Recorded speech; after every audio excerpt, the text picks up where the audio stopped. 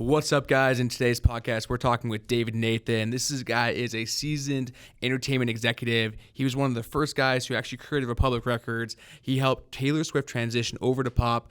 He saw Ed Sheeran in his room, sitting in front of him, playing without shoes on before Ed Sheeran was Ed Sheeran. And we're going to talk about the amazing stuff he's doing, what he's doing with his new entertainment company called Happy Jack. And it's a really good episode. So let's go ahead and dive in. Yep. So, David, yes, sir. So you spent a few decades in the music industry and in the entertainment industry. And the question I have for you, does the music industry worship Satan? There's definitely artists that do worship Satan in the industry, I'm sure. Going back to all the rock stuff back in the 70s and 80s and probably his 50s and 60s. I don't think they worship Satan per se today, but there are definitely deals with the devil that have been done. I will tell you that. What do you mean by that? I'm sure there's record contracts and they always say, like, I don't know if you've ever heard of that 27 Club, right? Which is the artists that have died, that have gone through their career and died at the age of 27. It's like Jim Morrison, Amy Winehouse, Jimi Hendrix, Janis Joplin, crazy things. And so there's always these stories of that these artists had made their deals with the devil. And they wanted to be famous. They wanted to put music out. They wanted to become these bigger than life artists and celebrities. And then at 27, your life was over and you went to the devil's side. So it's been going on for years. So who knows? We laugh about it a little bit, but Yeah. do you think there is any truth to it, or is it just? It's a very interesting age. And so at 27, to be able to get to where you are, and then all of a sudden, like, all these artists have died at that age. Maybe there is some truth to it. I mean, I don't believe in it, but you never know, right? Oh, dude, that's crazy. Know. Yeah. So, with that, there is like these two different sides of the music industry. There's like the artists who are like the front facing people. Think like Billie Eilish and then there's like the guys in suits behind it, right? Mm-hmm. And this is the same with actors, the same with even with like athletes. Do you think that like these artists, are they just like puppets in the scene, and the real people that are making the shots are behind the scenes? Back in the day, I think there was a lot more puppetry going on, right? I believe today, just in the world of social media and the ability to market, brand, and talk about yourself, I feel like there's a lot more artists out there today that are not puppets, right? That are saying, I'm going to do it this way, and I don't give a shit what you say. Can we swear? Yeah. All right, go. And I don't really care what you think. This is how I'm doing. If you don't like it, then I'll go do an independent record, and I'll leave you, and let's part ways. But there's definitely some puppetry still. I mean, it's still controlled by the suits and ivory towers and what goes on up top. But I think it's definitely changing for the better. Okay. Yeah. So when you say back in the day, like, what does that refer to? Are we talking like Elvis era? Or are we talking like 10, 15 years ago? Oh, okay. Wow. Like even, I when I first got into the business, I've been doing this for now, can you bleep this out? But over 30 years. 30 years, you're only 35. It's yeah, exactly. Great. It's hard to do when I started at 5. But, back in the days of, I got into the business when you used to be able to pay for things and do stuff, and now it's obviously changed a lot. But I think back, in the 80s and the 90s, it was extremely controlled, seriously controlled by the top. The presidents, the chairman, the heads of promotion, marketing, branding, they all ran the show. And I think now it's flipped. I think the artists have a little bit more leverage. I think they have more creativity. I think they have the ability to dictate what they will and will not do. For some of them, it's become very successful. For others, they hit the wall and then they go backwards. So yeah. So we're talking like Michael Jackson, mm-hmm. right? Was Michael Jackson his own person, or was a lot of the stuff he was doing and creating, was it just dictated by the business people? Yeah, I think it was both. I think having the ability to work with, artists or managers or agents or, the like Quincy Jones and, Berry Gordy and those guys back in the day were they had their vision. And, I think Michael is an interesting topic because he grew up in a family that was in the business, right? He was, I think, 7 years old or something like that when he first started in the Jackson 5. But I always think it was controlled. I think then there was an image, there was a vision, there was a focus on what they wanted out of the Jackson 5. And I think they, to their credit, their father stayed involved, but I think there was definitely a line that they had to stay on, and they weren't able to go left or right off of that line. But I think today that line is blurred. I think, like I said earlier, I think the artists have much more creative control of what they want to do, how they want to do it, when they want to do it. I mean, you're seeing even just, the biggest artists in the world are releasing single after single after single after single right now, as opposed to like the way it used to be, which is you work a single for anywhere between 12 and 40 weeks, then you drop another single, and then you drop another, and then maybe you drop the album. I think now it's like even Taylor is just dropping, Post is putting out an album. Even like people, artists that are passed away, Mac Miller, they're putting out music. They can't do anything with that, right? They have complete control over Mac Miller because he's not here. So it's a very interesting dynamic when you talk about the industry and the controllers and the puppets and the artists and their say. And I think there's a lot to be said for where we sit today as opposed to where we were 10, 15 years ago in the industry. Interesting. Yeah. So with that, it does lead a lot to actually what you're doing now, which is you created a Happy Jack, and now Happy Jack is an extension of, and I'll let you share, but what's interesting, so like artists are operating by single, work harder, more content, this and this. And I would imagine like Mac Miller, even like it's affecting people's mental health. Yeah. Have you seen that? And then I'd love for you to share like why Happy Jack exists. Yeah. I mean, I've definitely, and I'll get into it in a second, but even if you look at the deck that we're actually putting out about Happy Jack Entertainment, we highlight, and that's not the greatest word because it's not something you want to be, you want to poke fun at, which we're not, but we highlight specific artists, and I could put 50 on this page of artists that have canceled tours, that have not been able to perform, that have left the music business, right, because of their mental health state. And I think it's something that's really important today, and that's why I'm doing what we're doing. And I can get into, the specifics of Happy Jack and how this all started and where we are today with Happy Jack Entertainment and the record company and everything. But I believe that, the mental well-being of an artist has to be put at the forefront of their career today. And unfortunately, it hasn't been. And I've talked about it enough where I've said I've been in thousands of meetings, with artists and managers and agents and record executives and all these things. And I don't ever remember once it ever being brought up about how does the artist feel? How is their mental health? How are they doing? And that's sad. That's something. So I'm super focused on signing artists and working with creative minds and people that believe in what we're doing and want to be a part of making a change in the industry. Do you think that kind of mental health is responsible for like Mac Miller passing away? Yeah, I mean, listen, when we can get into this, when my son passed away at 19 years old, the same way Mac did. And ironically, he was an enormous fan of Mac. It was his favorite artist in the world. But yeah, I think that, there's higher standards when you're a celebrity. There's higher standards when you're an athlete, when you're a music artist that is, at the top and the upper echelon of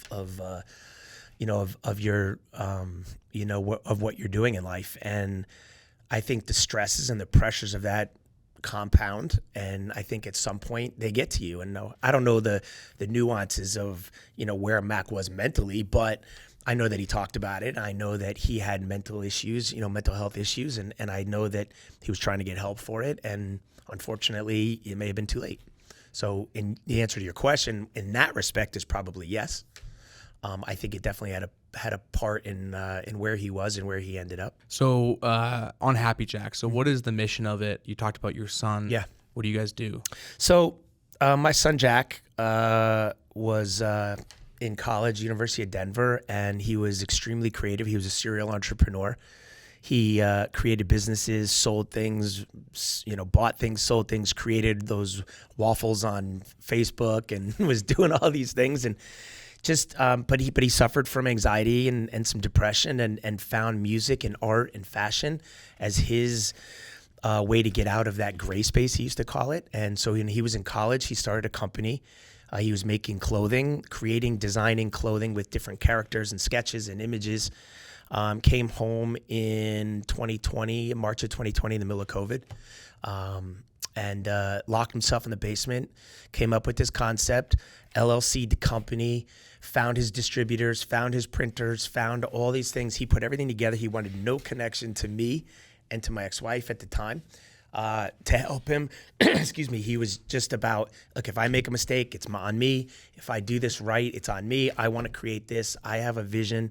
And it was all about being the voice for his generation for mental health. And it was speaking up for kids who couldn't speak up and being that pillar for all these kids who are suffering from any type of mental health issues. So Jack launched the company in June of 2020. His first $1,000 that he made a day after he launched the company, he donated to Child Mind Institute, which is a foundation that focuses on kids who suffer from mental health. They wanted to do a deal with him. He did not want to do an exclusive deal because he wanted to help everyone. And his whole philosophy, and I tell this to everybody, was, make money, give it away. I'm like, nah, not the greatest business model, but that was his thing. He was like, I'm gonna make money in my life. I don't care. I want to be able to help everybody I can, one person at a time. Went to a party in July of 2020 in South New Jersey where we live, and at the end of the night, took what he thought was a Percocet just to kind of lay him, to chill him out for the rest of the night, and it was laced with fentanyl. And he went to sleep and never woke up. So that was July 3rd. And my ex-wife and I took over the company July 4th, or right after the holiday. First thing we did was turn the focus on a memorial hat, which we sold for 2 weeks and sold 1,900 of them. And we wrote a check for $24,000 to Child Mind Institute. And that began the next phase of Happy Jack. So we have since continued to build this company. We've done partnerships with Lady Gaga's Born This Way, with Rare Beauty, which is Selena Gomez. We just did a licensing deal with Kenneth Cole. We're doing a bunch of different things. We're growing the company. We have 60 college ambassadors that work with us across the country on all the college campuses. And their first job is not to sell our product. Their first job is to be the conduit between anybody on the campus and the resources that the college offers. Give them the opportunity to speak to somebody, to understand where the mental health organizations are on campus, and so on and so forth. And so we have done a tremendous job on that side, but there was something missing. And for me, growing up in the music industry, and Jack always loving music and being a hip hop kid, and at the latter part of his, which sounds so ironic, but at the latter part of his life, started getting into Led Zeppelin and Grateful Dead and Pink Floyd and all these very interesting, eclectic and old artists. I really got a chance to see that he really believed in and loved music and wanted to be creative. So probably about 9 months ago, I got introduced to somebody, a friend of a father's son, who is a DJ all over the world, and said, my buddy called me and said, you got to talk to Sam. He's young. He went to Indiana. He's really smart. He wants to make a difference, but he doesn't know how to do it. And he and I had a conversation. 5 minutes into it, we knew what we were doing, and that was to launch an entertainment company. I had always wanted to do it, and as I was telling you earlier, my relationships with the way I kind of look at myself in the music business is experienced, relationship-driven, networker, knowledgeable, and seasoned. And Sam comes at it from the other side, which is young, aggressive, focused, and somewhat inexperienced in terms of just the business. Perfect match, right? And so we started Happy Jack Entertainment, and the main focus right now is Happy Jack Records for me, which is signing artists and working with them, but only working with artists that want to help make a difference in their communities, themselves, their fans, but also want to accept and speak about their issues. They have to have some type of mental health issue. It can be anything, that falls into that circle of mental health, but it's really important for us and the beliefs and the forward thinking of how we're looking at the record company. And this is also going to lead into podcasts. It's going to lead into education. It's going to lead into a foundation. All these things all falling under Happy Jack Entertainment. So I'm really, truly excited about the artists we're going to work with and what we're doing. And it's going to change the music industry. Dude, I love that. And I think that, when we talk about change in the music industry, like how has that changed? You spent 3 decades doing this. Like is the music industry in a place where it's screwed? I don't necessarily think it's screwed, but I think that they're, like I said earlier, I think that the fact that the major record companies don't really and truly acknowledge their artists and their problems is a problem. And that's the difference of what we're doing. We are focusing on building these communities for the misunderstood, with the artists being kind of the at the forefront of it, right? And doing something different and giving the artists the opportunity to speak their mind, to educate their, like I said, their fans and themselves, and better themselves, and do things and care about them. Because look, without the artist, you don't have a record company, right? You're not making music. If you don't make music, you're not streaming. If you're not streaming, you're not selling. If you're not selling, you're not touring. So there's zero there if an artist falls off the face of the earth. So our responsibility is to them, because if they're doing and they're the best people they can be, then we're going to get the best product. And we get the best product, we have the angles to be able to promote it, market it, brand it, and create the next stars of the future. Did Avicii kill himself too? Was that? Do you know? I think Avicii overdosed. I think, yeah. So that was like in the beginning of it, yeah.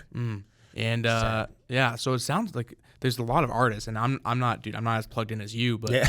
but he definitely had mental health issues too, though. I mean, there's been all these articles written about him and his state and where he was, and depressed. And do you think that modern day social media is responsible for 100%.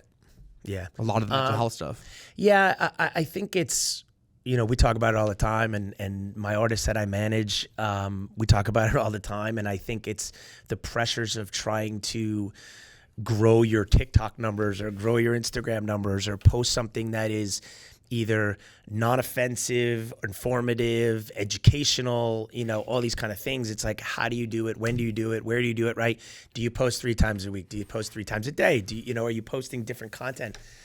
And I think the stresses of that alone, of keeping up with the Joneses, so to speak. And, well, look what Post Malone is posting. Like, he's doing this, but he's also poking fun at himself. I mean, he was like, I don't know if you remember when he fell off the stage, like he posted that also and was like, yo, I fell off the stage, dude. Like, certain artists take it with a grain of salt, and, and other artists take it very seriously. But the problem with today is... But Post Malone's, did you see that video of him on stage where he's like on the ground? Oh, yeah.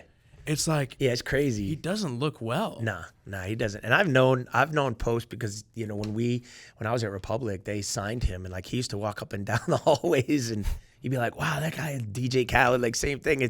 I've seen all these artists kind of grow and get to where they are, and Post is an incredible career today. But look, just look at videos of him, look at pictures, look at stuff that goes viral where he looks as messed up as you can get, right? He's like slurring his words, and you definitely think about it. And the difference is, back in the day, there wasn't social media, there wasn't cameras that caught every single thing that happens in the minute or second it happens. Today, if we're sitting here and an artist is sitting here with us, and he's messed up and falls off and smacks his head on the table, we have it on video. Goes out in 2 seconds because it could be a viral moment. Like, that's the scary part, is that good and bad, it can affect the psyche. It can affect the mental well-being of somebody. And I think, you got to be careful today in posting stuff and putting it out there and really protect your image. I mean, there's artists that don't care, clearly they're like, whatever, just post anything. I don't give a shit. And then there's artists that are like so protective of their brand and their image that you never see anything. Do you think the rest of society is also dealing with that crisis too? I think it is. I just don't think at the level. I mean, listen, when we're starting to plan this this therapy sessions tour, which is going to go to a bunch of different colleges. And one of the things that I'm real adamant about is it's not about the athlete. Right? When you talk about Big 10 schools or Big 12 schools or all these colleges, the main thing that comes out whenever there's like a mental health issue, it's always about the Division I athlete, right?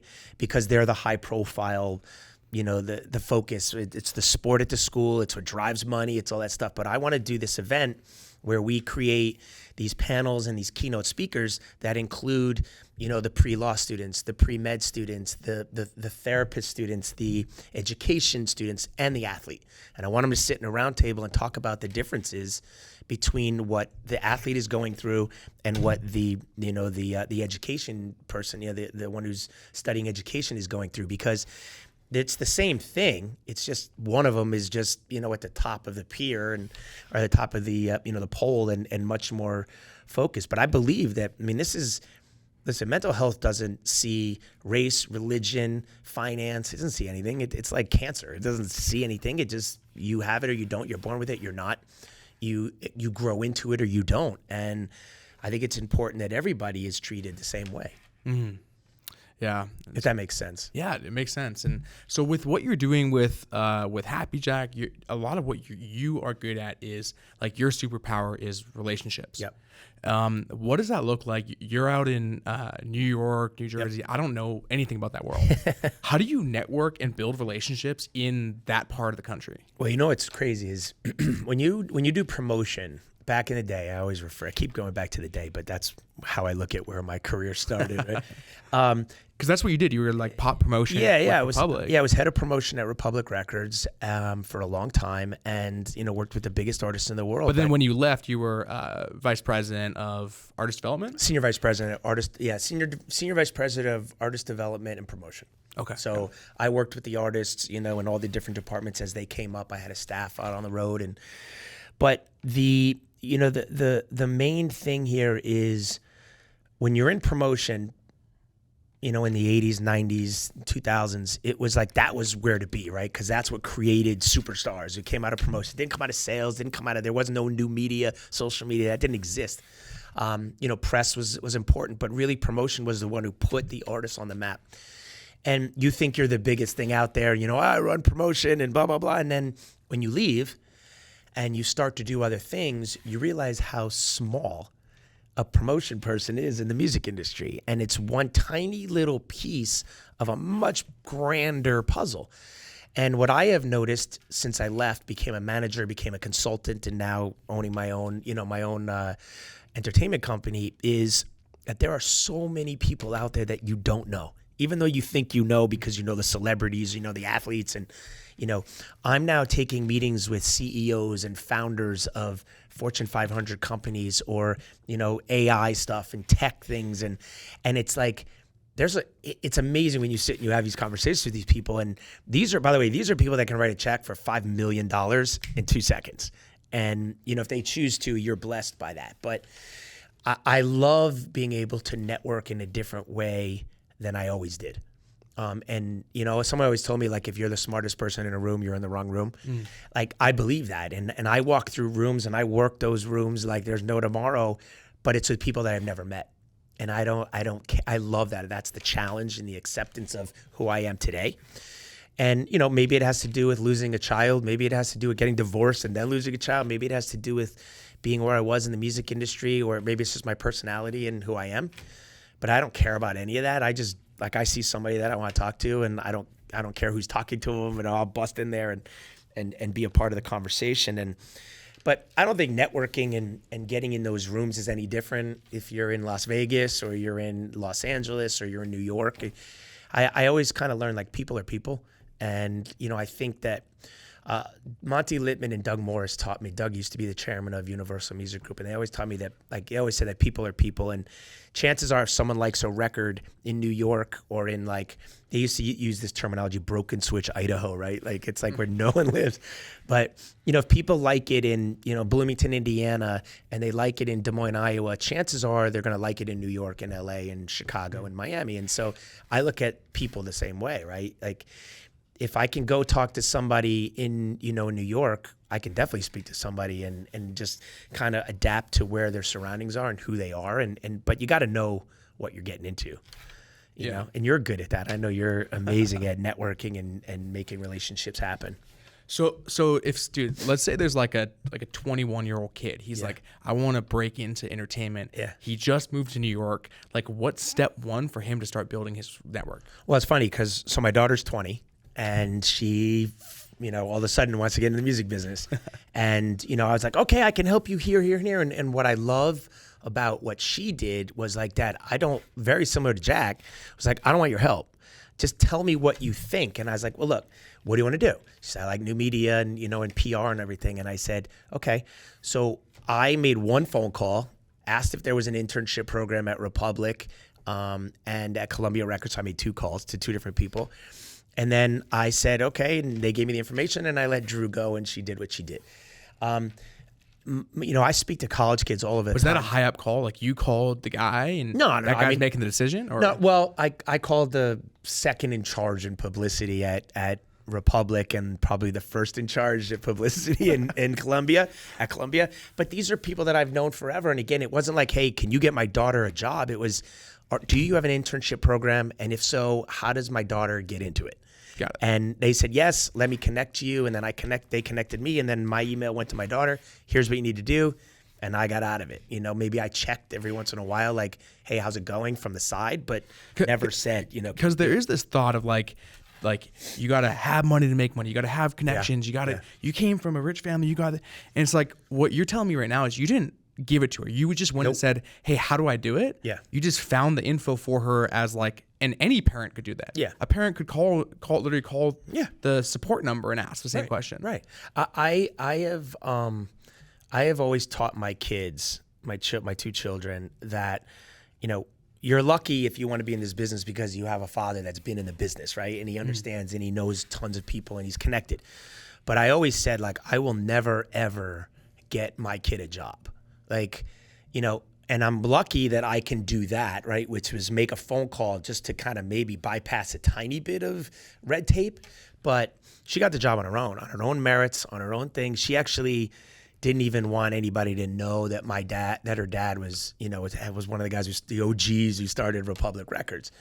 But to go back to your question, and what I tell kids all the time is every opportunity you have, whether you're in college and you're in the music school or you're a dancer and you're at, you're dancing in, in studios and doing background stuff, is be a sponge. Always pay attention to where you are, who you're with, and what they're talking about, and listen. And if you have an opportunity, take it, seize it. The door is open and it's not open for long. So try and walk through that door. And I will always, I like I said, I teach at the University of Miami and I do a lecture series.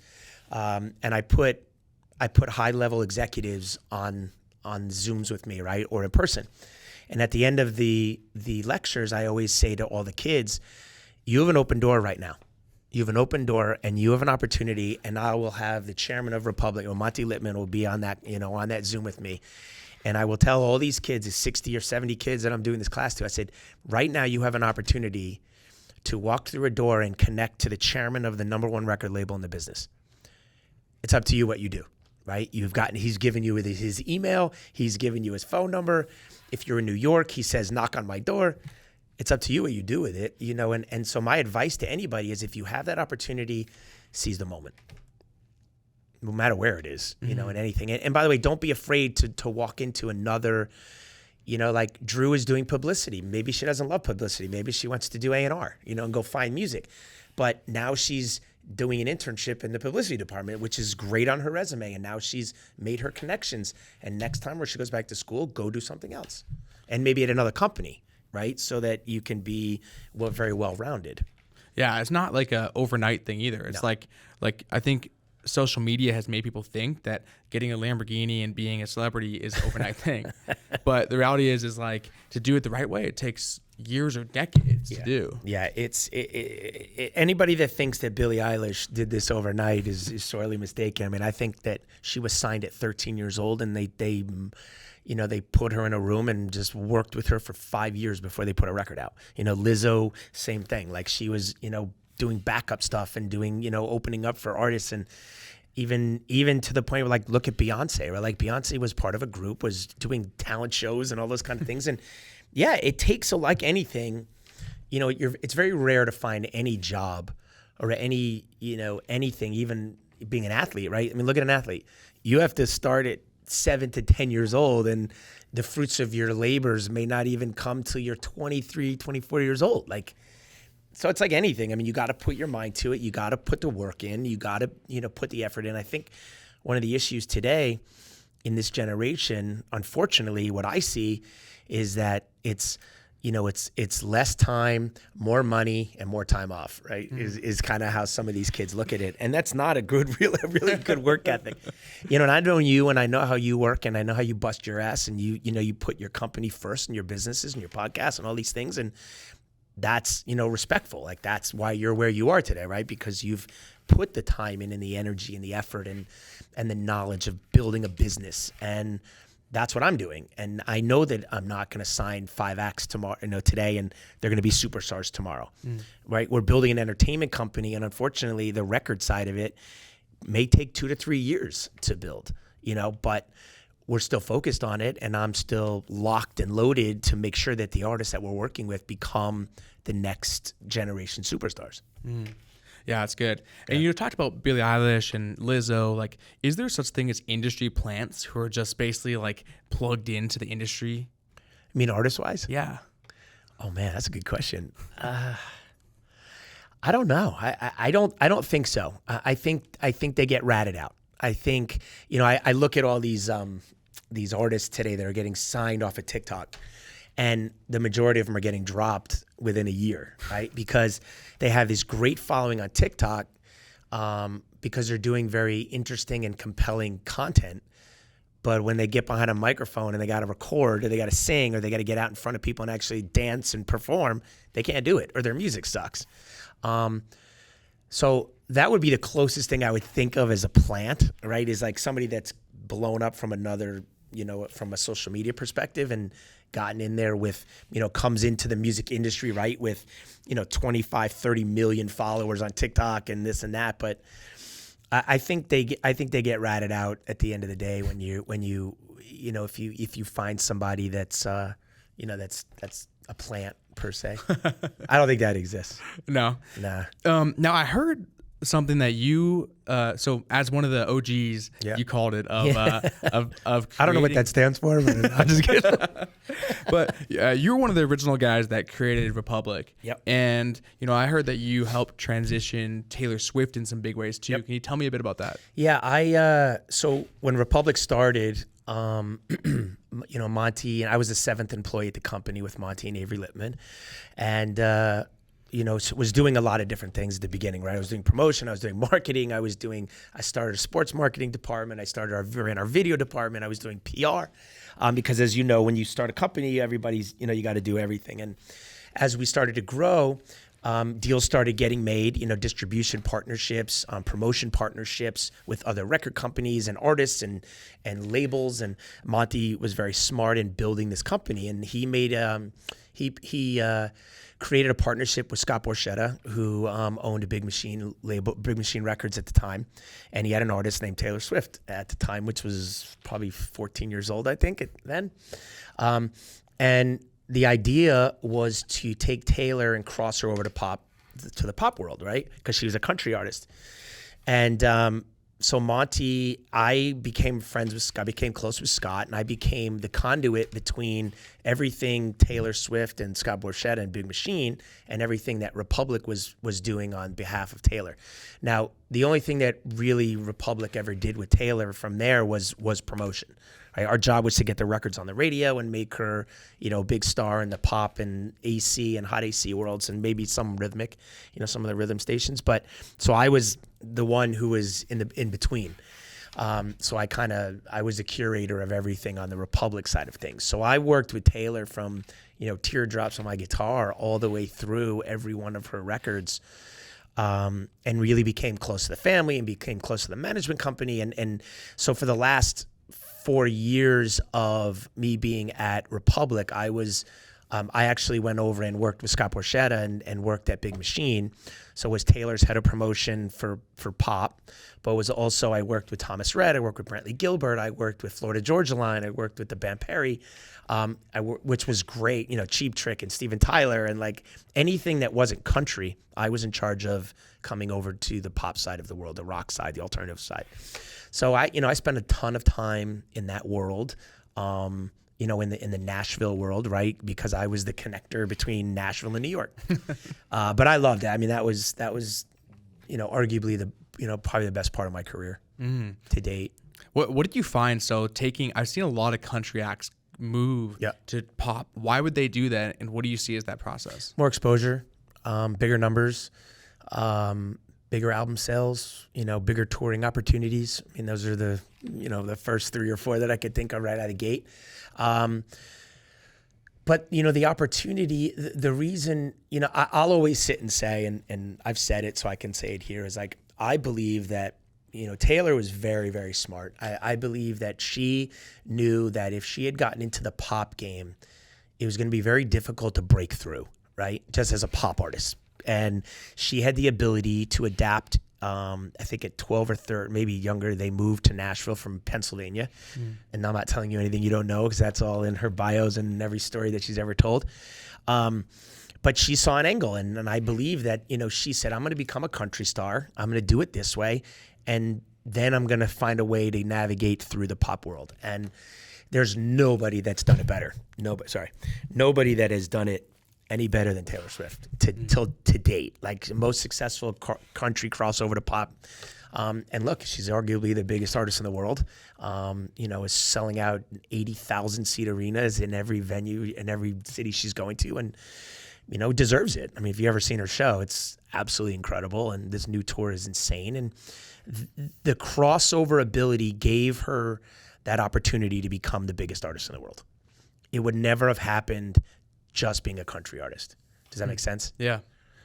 So it's almost like Taylor Swift saw that country was easier to break into, started there with the plan to be able to grow and go more mainstream after that. Yeah, I mean, look, the proof is in the pudding, and you still got to go do it, right? And she and her mom and her dad and Scott and her team had the vision, and they knew, in my mind, from day one, they knew what the whole overall arching plan was. Now, whether the execution of it was early, was delayed, I have no idea. I just know that when she had that opportunity to cross to pop radio, there was nobody better to take it than her.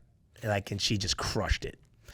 Were her parents plugged into the industry? Or? Oh yeah, no, well, her mom's a singer, and her grandmother, I think, was I could be wrong in this, but I believe her grandmother was an opera singer, and her dad's in finance. So Taylor Swift was born. We're going to turn this girl into a music icon. I mean, if you look at videos of her when she was 7 years old, she was performing and doing stuff. And it's funny. You always look at videos of people, now you see it even more, right? Like, that's my son Billy, and look at him, he can sing, and he's 3, and you're like, all right, well, whatever.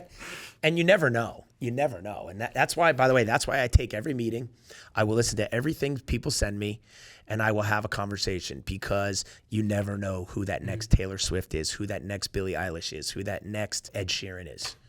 So it's interesting. I got a tour from the CFO of Raiders and Allegiant. Yeah, they run Allegiant awesome. And the Raiders Stadium. They run it together, and he told me there's only 16 acts on the planet that can sell out the stadium. There's 65,000 people. Taylor Swift, Ed Sheeran, BTS, and a handful of others. Yeah, and it was crazy to think there's only 16 acts on the planet that can sell that out, and Taylor Swift is one of them. Look, I was part of history in New York probably about 2 months ago, and Ed Sheeran performed at MetLife Stadium, and it's the biggest concert that stadium has ever had. I think it was 90,000 people were at that stadium, and I had seen Taylor like 3 weeks earlier, and I was like, oh my God, this is crazy. And the only reason that Ed was bigger was because the floor layout was different, right? And they sold seats all the way around the stadium. But it's insane. I mean, I remember seeing Ed Sheeran came into Republic Records and auditioned for us, and sat in a conference room, probably no bigger than the room we're in right now, and came in with a loop pedal, guitar, and barefoot. And I was like, oh my God, this guy. And he did like hip hop stuff. And I was like, this guy's amazing. Because I was a hip hop kid. And I remember and again, going back to finding artists and timing and all that stuff, is Republic didn't sign him. Like, we didn't get it. It was like beyond, it was too early, right? And I've had plenty of those artists. I worked with The Weeknd when nobody got it. Nobody understood who that guy was. They're like, that sound is not going to work. And now look, now. Like you said that? No. I was like, I remember, so we did an event. We brought the MTV executives up to Canada, to Toronto to see The Weeknd. I was pitching him to be, to open for the MTV Awards back in the day. And we brought all the MTV executives up. Guy did an event. He did a show, 3,000 seat venue in Toronto, crushed. It was amazing. We did an after party. He met everybody. And the next day, the MTV executives were like, yeah, we don't get it. We don't get it. And it was 2 or 3 years too early for that sound, right? For what he was doing. People weren't ready for The Weeknd.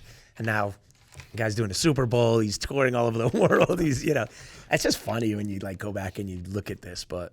Do these guys miss out? It's like missed opportunity then? I mean, I'm sure that sometimes they kick themselves in the ass and, but I have this conversation all the time with people and it's like for every artist that's signed to a label, there's artists that have been dropped and re-signed and picked up somewhere else. I mean, Taylor was dropped from Sony, and then Scott Borchetta took a chance and then did a deal with Republic, and now full circle into it is, Taylor is now signed fully to be a Big Machine, let her go, and she's signed fully to Republic now. So it's like, okay. Got it. It's kind of like the same in the business world. Like Uber, how many people missed out to invest in Uber or Amazon early on that came back around. Yeah, I missed out on all those. But so Ed Sheeran, you said came in, and that was before he got signed. That was before he signed. Yeah, he was before.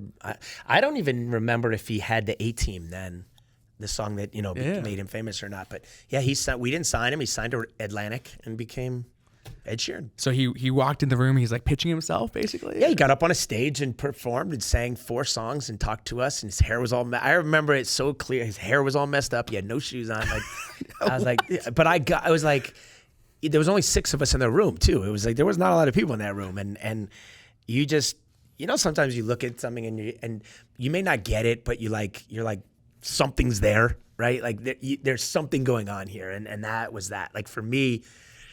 And everybody can say, well, I'm sure you said that, but I did. Like, I was legit, like, this is cool. Something's here.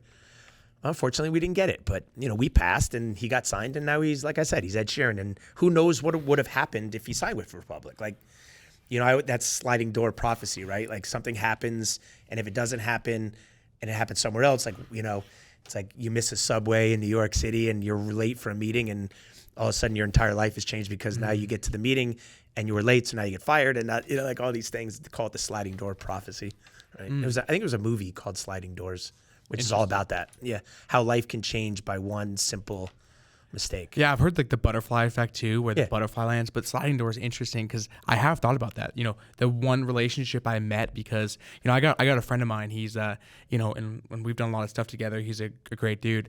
I met him because I was driving and I was late in the exact moment. He happened to be there, and it's like, holy crap! Like, if this stuff hadn't happened, which kind of makes me think, like, is our path in life like predetermined, or is it like kind of set already? Look, I question that about Jack every day. That afternoon, I was in the back of my house in a meeting with an artist, and Jack knocked on the door.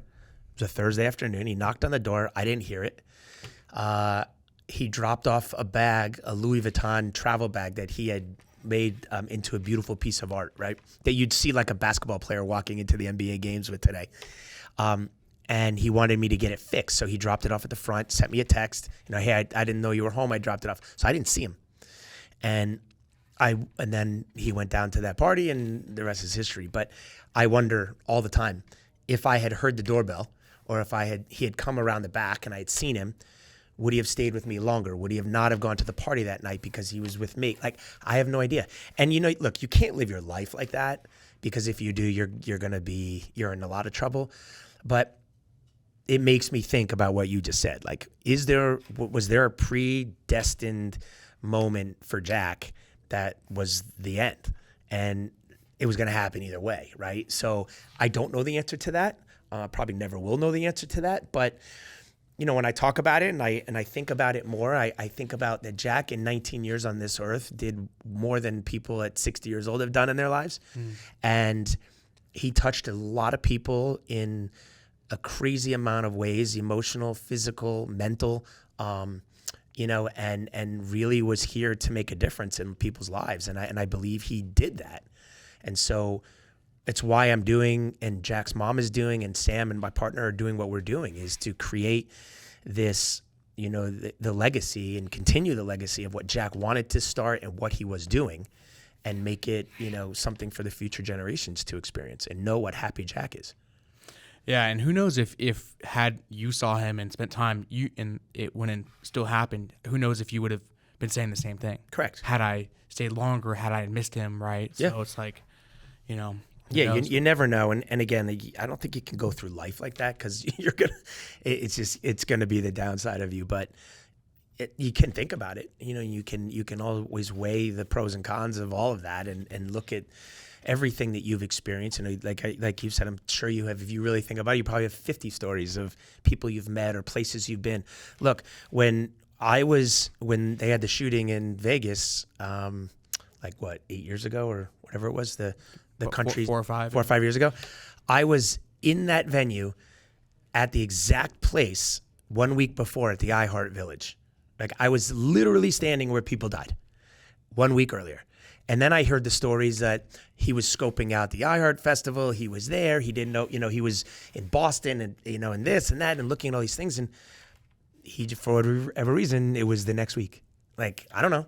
And I definitely think about that all the time. Like, I could have been in that situation, God forbid. And who knows what would have ended up happening there. My whole life would have changed. So, or other people's lives would have changed. So it's, you can, I'm sure there's hundreds and hundreds of moments that you could think of, good and bad, that have changed you as a person and as a human being and as a professional, but. Dude, I love it. It's been a great conversation. Yeah. If people want to learn more about Happy Jack or connect with you, what's the best way to do it? So you can go to, so Happy Jack is now happyjackworld.com, and our Instagram right now is official Happy Jack. And then the record one is happyjackrecords.org. Okay, nice. Yeah. Anything else we didn't talk about that you wanted to say or share? Nah, I'm good. I mean, I love this. This is, I love it. And, I would tell everybody, reach out to me, DM me, whatever. If you have music, you want to talk about stuff, we're going to start a podcast called Therapy Sessions, which I will love to have you come on and, so I can reciprocate. But I love hearing stories. I love talking to people. So please don't be shy and reach out. He did say he listens to anything and everyone. So I do. I do. I'm not telling you it's all good. No. But, would you tell someone if it was bad? Like, I will be very politically correct. Are you like Simon Cowell? No, I'm definitely not like Honey, Simon this is Cowell. just garbage. But I've heard, you should hear some of the stuff I hear. It is like the first lines of American Idol or whatever it is. But listen, I give you the credit of trying. And if someone believes that, it's just funny when people are like, everybody tells me I'm the greatest singer. And then they're cracking glasses when they sing. They're like, whoa. Man, people are lying to you. Don't surround yourself with yes people. Always be with people that will tell you the truth. Right? David tells you the half truth. Yeah, exactly. No. So cool, man. So hey, I thought what would be cool to be find an opportunity for people who come on the podcast to kind of leave their legacy behind. Yep. So what I did is I created this book, and the way this book works is the last guest actually went ahead and left you a question that you can answer, and then you'll leave a question for the next guest. Cool. Love that. So who was the last guest? Or do you not say? Actually, no. Well, they didn't know who you were, and that's cool. And I'll tell you who they are, but no, I was just curious who they were. Yeah. It was actually a couple, two guys. So I think you have two questions from them. Great. Those two questions there. So this whole page, right? Yeah. So can I say their names? Yeah, you can say. So Cody and Tyler, right? Yeah. Okay. So we'll do Cody's first, which is, I can't read his handwriting. Can you? Do you love your wife? No, I'm just kidding. Very much so. If you could only do one thing to your business, what would it be? The one thing for most... What the heck? See? Okay, so I don't feel so bad. So if you could only do one thing in your business, what would it be? And why are you not doing it right now? Okay, so the one thing I would do in my business that I'm not doing yet, good question, is shirtless OnlyFans. Yeah, no, that's a good one. No, I would just, and we're building it. So it's not like, why aren't you doing it? It's because we're new, we're building it, right? Is to make sure that we are on all all the platforms, and we can get to as many people as we can. I believe that what we're doing can help not only in the music industry, but in all industries and in all professions. And we're not opposed to having conversations with, doctors and lawyers and dentists and teachers and construction workers. Like, it's just super happens to be focused on entertainment. But and Jack's whole philosophy and thought process was, if I can help one person, I've helped one person. If I can help 10, I've made a difference. And if I can help more than 10, I've created a movement. And that's what Happy Jack and Happy Jack Entertainment need to be, is a movement. And that's really where I would like to be, is to be able to connect with as many people as possible. Love it. Other question was, what do you need to do to be the best version of yourself? Breathe. I think it's just, like most people today, I suffer from ADHD, right? Which is, I say it's the high def version of ADD. So it's, but I think it's just pay attention. I think it's really, you can't do everything, right? I learned from Scooter Braun, of all people, because he built his company, SB Projects, and he built it on being a manager first. And when I first started being a manager and a consultant, I started doing everything. I was doing managing and talking to consulting, and I was managing a therapist and a psychic and an author and a guy who makes bread and a tea guy. And I remember Monty Lippman came to me. He's like, "What are you doing? Like, stay in your lane. Focus on what you do best." And that's what Scooter did. And it's why I admire what he's done, because he built a management company. Then he expanded, right? And, you're far and free to be able to go do whatever you want to do. But if you don't do good what you do best, you're going to have a hard time doing everything else. And so that's really what I would say is pay attention and focus on the center, on the core, build that, and then start to lay your spokes out. Love it. Dude, thanks for coming on. Hey, man, thanks for having us. Or me. And Jack's here too.